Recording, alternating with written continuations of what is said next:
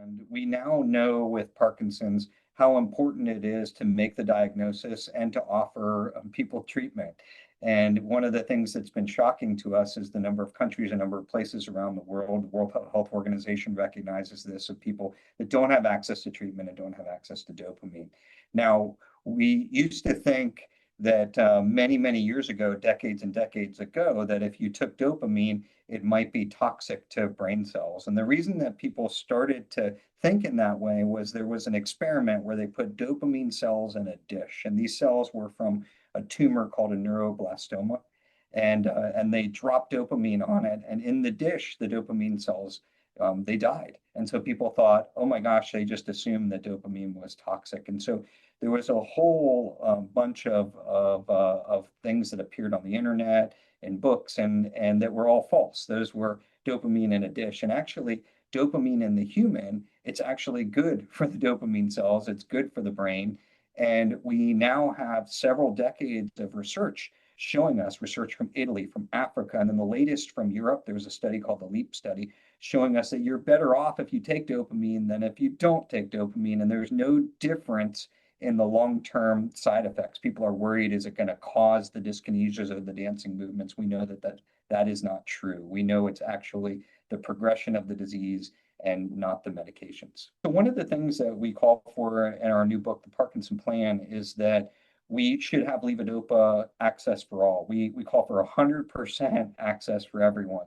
We think it's unconscionable that we could have drugs like HIV drugs and even very complicated cocktails available for anyone on the planet. Yet a pill that's been available for over 50 years and is still the gold standard therapy for Parkinson, it's still not accessible, to, low-income countries. And even you'd be surprised, even in higher income countries as well. So in the World Health Organization, they have an atlas for neurological disorders, and only 37 out of 110 countries surveyed had what was called levodopa carbidopa. That's what most people take, okay, consistently available in their primary care settings.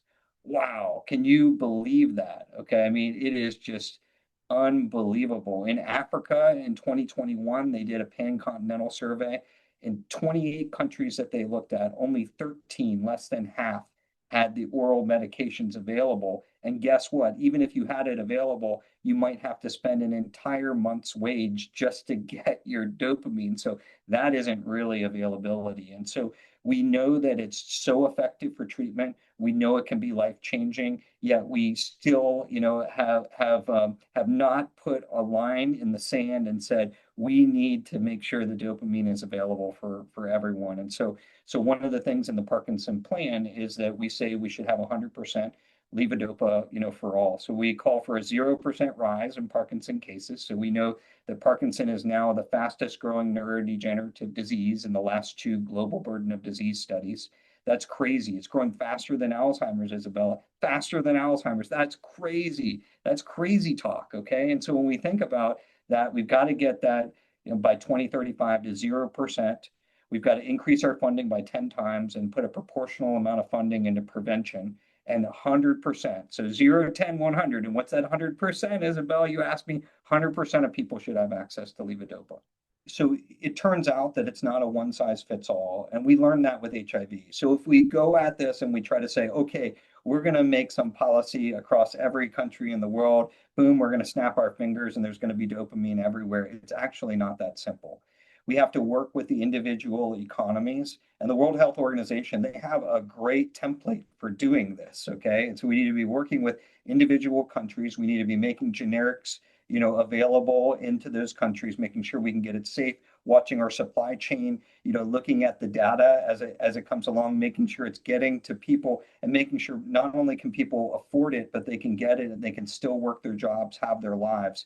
And so I think the main lesson that we learned from HIV was don't make it a one size fits all right? Then you're going to end up with dopamine in warehouses and it's not going to get to the people. You've got to actually get on the ground, see what the conditions are, and making sure that the medications are registered, that they're real, that they're working, that they're safe, that that there's a pipeline for generic medications, for folks.